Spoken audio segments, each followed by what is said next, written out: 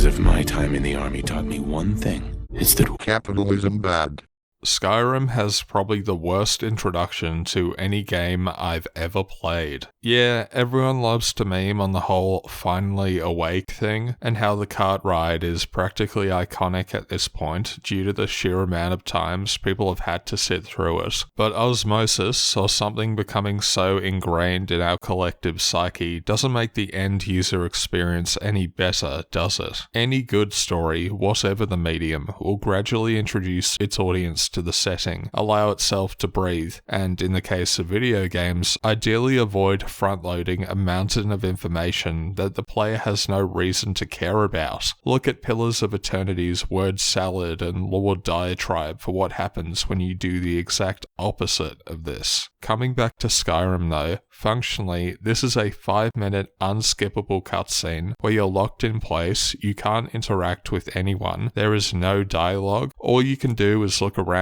as the cart slowly rolls along, disposable NPCs that you won't remember once the tutorial's over, throw some exposition and flavor text at you, and maybe, just maybe, if you're lucky enough that the game doesn't crash or the cart doesn't go flying off into the sky, then you can finally get to character creation. What on earth was Bethesda thinking? Contrast this with Oblivion, for example. You get the pre-rendered cinematic because God knows Patrick Stewart was paid a fortune to be here, so we're going to milk his line delivery for all it's worth, and then you're straight into character creation. You get a few moments to mess around with Nacelle, gawk at the cool chain physics, and wonder how you'll kill Valen Dreth this playthrough before the Emperor's guards finally arrive and you're off. Or Doom, where id obviously knew their target audience, and the moment Samuel Hayden starts expositing, you punch the screen and we're off. Pistol in hand, tutorializing the glory kill system, all in a fraction of the time where Ralof is still telling you about mead with juniper berries mixed in. Half-Life 1 has one of the better openings to a game. As a narrative shooter, it doesn't have the immediate urgency of something like Doom, sure, but the cold, almost clinical feeling of Black Mesa is conveyed beautifully through the tram ride. You can spend the time getting a feel for basic movement controls, or look around as Valve flexes the various environments in the Gold Source engine. Returning players might also be looking for Barney or G-Man too. Functionally, it's still fairly restrictive, like everyone's favourite cart ride to Helgen, but the world is speaking for itself, rather than no-name NPCs, in a game with about as much thematic depth as a puddle. Half-Life 2 arguably does this even better. The little world-building moments of the guy panicking about the trains being loaded with people, or being warned not to drink the water, the close call and foreshadowing about Nova Prospect, or another little flex of the brand spanking new physics of the Source engine with a Combine soldier that tells you to pick up the can. Almost all of this is just walking, maybe activating the occasional NPC, but it's ominous and gets you right then and there in wanting to play more. Who wants to sit there and passively watch a cart ride over this? This is a video game, remember? You know, something to be played, not watched. I've made my thoughts well and truly clear about Fallout 4 by this point, but specifically the intro alone is leagues better than Skyrim before it. Emil naturally milks the "war never changes" line about 100 times because that's the only thing the entire game has that remotely resembles a thematic through line, but you can thankfully skip the fancy cutscene that cost more than all of Fallout 1 put together, and then you're straight into the character creation. I hate the gimmick of the pre-war section in general. I said no.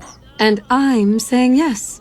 So there. And really that's just the tip of the iceberg for the problems of this accursed game, but functionally it's still something playable. You're looking around, interacting with things, and then, wow, time for a big, dumb explosion that breaks the entire story. But let's leave that particular dead horse for now. In fairness, a lot of the bad examples when it comes to this stuff is not necessarily a result of the cinematic slop genre that's emerged over the past 10 years or so. Some of them were just incidental, like the developer didn't know how else they were supposed to start the game, so that might as well suffice. Regardless, it is important to remember that you're making a video game, something inherently interactive, and it's something to be played. That might sound so simple and obvious, but clearly it's not. Dragon Age Inquisition had character creation followed by a bunch of cutscenes. There was dialogue at least, but what's happening here? Why should I care? More importantly, when do I get to play? Bethesda clearly learned nothing because Starfield opens with the most uninspired and mind-numbingly dull exposition dump imaginable. In easily the worst opening to any of their games, you just stand there, unable to move, on a lift as two characters tell you about the intricacies of mining life. In a space exploration game, truly, Emil and Todd are at the top of their class. It's not even a case of shying away from exposition entirely. Firewatch introduced its story and somewhat limited world building in a way far more investing than some dumb, slow, repeated cart ride, and that's just a bit of text on screen before you finally make it to the wildlife park. You don't have to stick a gun in the player's hand as soon as possible, and if you're going to front load a lot of text, you can at least make it interesting. Disco Elysium's weird and wonderful charm starts with you waking from the kind of bender to end all benders. Harry can even die on the first skill check trying to get his tie from the fan. That's the kind of fun, inventive introduction that games should be experimenting with more, and this is in an almost entirely narrative-driven game. No big, dumb set pieces, no cataclysmic, world-ending threats on the horizon, just a blackout drunk with a hangover and whole lifetime's worth of emotional baggage along with it. Cutscenes aren't the end of the world either. Like exposition, it's perfectly fine to use if you can justify the give and take here around getting the player invested. Uncharted 2 is an excellent example and a great game, even if it was one of the big progenitors of the cinematic slop genre we know today, where Nate awakens injured on a train dangling precariously over a cliff. That's a world of difference to a sad old man cleaning his guitar or bigot sandwiches like a certain other game, but again, that's another story. So, what am I trying to get at here? Well, for much the same reason that high school writing classes teach you to not immediately go off about how interesting your day was, or waffle on about things that have nothing to do with answering the central essay question, an opening should serve as a hook to the feel of a game, as much as its world and story. If we come back to Skyrim, this is why the cart ride is so strange. It's antithetical to a game that's famed for its freedom and exploration, yet opens with an unskippable, slow, and painfully boring sequence, where you're told about characters and events you have no reason to care about yet. I doubt anyone lost sleep over whether Vlod is still making that mead with juniper berries mixed in after all, for the same reason no one cares about the two miners you start the game with in Starfield. NPCs, because I won't even dignify calling them characters of any depth, that are so bland and forgettable,